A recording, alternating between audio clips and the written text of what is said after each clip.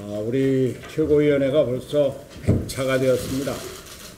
지난번에 임시 최고회의를 하면 102차가 되겠습니다만, 그동안 우리 당이 발전하는 가운데 여러 가지 어려움도 겪고 있고, 그러나 앞으로 단단한 바탕 위에서 더욱 발전할 것을 기대합니다. 나라가 안팎으로 아주 어수선한 요즘입니다. 국민은 불안합니다. 경제가 무너지고 남북 관계도 경색이 되면서 국민들이 불안해하는 가운데 국제 정세까지 불안합니다.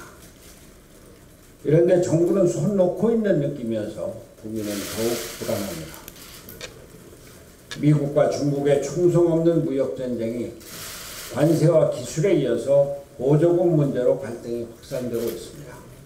블룸버그에 따르면 두 열강의 신냉전으로 인해서 전 세계의 국내 총생산, 즉 GDP가 6천억 달러, 한화로 700조 원에 달하는 피해를 입는 것으로 예측이 되는 가운데, 그 중에서도 대한민국이 대만, 말레이시아와 함께 가장 큰 피해를 입을 국가로 꼽혔다고 합니다. 우려스러운 소식이 아닐 수 없습니다. 대외 경제 상황이 이렇게 급박하게 돌아가는데 내수 경제는 강성 노조의 발목이 붙잡혀 있습니다.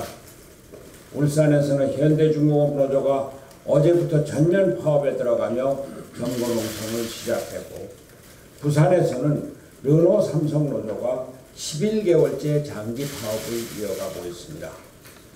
강성 노조는 법을 우습게 여기면서 파업뿐 아니라 경고농성, 폭력을 일삼고 있습니다. 경찰관에게 폭력을 가하는데도 공권력은 아무런 힘을 못 쓰고 법적인 제재도 가하지 못하고 있습니다. 친노조적인 정책 기조를 유지하고 있는 문재인 정부 이념 성향 때문입니다. 우리나라는 점점 더 기업하기 어려운 나라가 되어가고 있는 것입니다. 노동개혁과 규제개혁으로 경제 구조를 개선하는 것이 시급함에도 불구하고 정부 여당은 더 나아가서 법인세 인상 주장을 공공연하게 거론하고 있습니다. 기업이 국내에 투자할 이유가 없어지고 있습니다.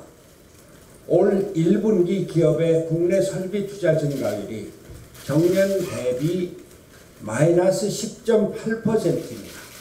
21년 만에 최저치를 기록했습니다.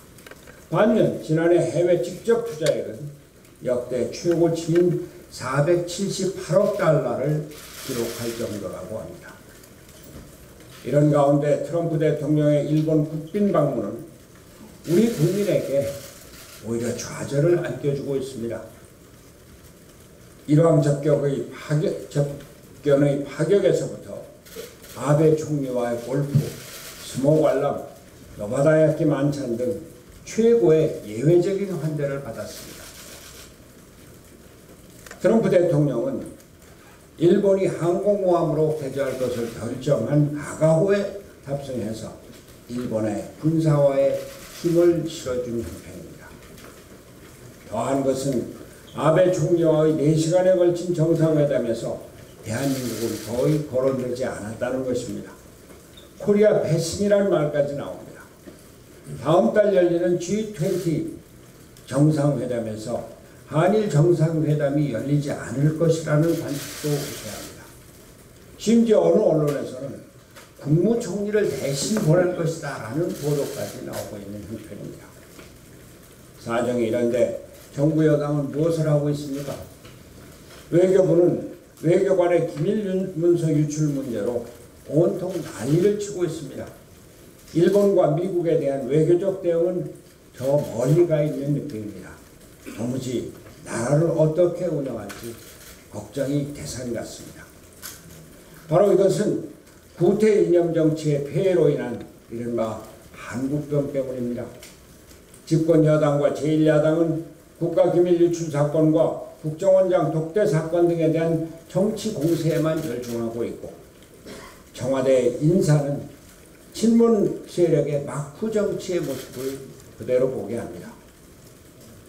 인사수석을 임명을 했습니다만 그 인사수석이 도무지 인사를 추천할 수 있는 사람이 아니라는 것은 삼척동자도 보면 바로 알 수가 있습니다. 이렇게 해서는 나라가 제대로 돌아갈 수가 없습니다. 문재인 대통령은 크게 반성해야 합니다. 일본과의 관계를 개선하지 않으면 국제관계를 제대로 이끌어갈 수 없다는 것을 명확히 인식해야 합니다. 거대 강성노조와의 관계를 제대로 정리하지 않으면 경제가 제대로 돌아갈 수 없다는 것을 분명히 인식해야 합니다. 바른미래당은 이념 정치의 폐해를 극복하고 민생과 경제를 최우선으로 하는 실사구시의 중도개혁 정치를 실현하고자 노력해왔습니다. 그러나 거대 양당의 구태적 행태로 아무런 성과 없이 5월을 마무리하게 되어 국민 여러분께 송구스러운 마음을 금할 수 없습니다. 다당제와 합의제 민주주의로 한국 정치의 구조를 바꾸는 제3의 길이 한국정의 근본적인 처방입니다. 어려운 상황이지만 바른미래당은 제3의 길을 지켜내어 국민에게 희망을 드리는 새로운 정치를 보여드리기 위해 최선의 노력을 다하겠습니다. 이상입니다.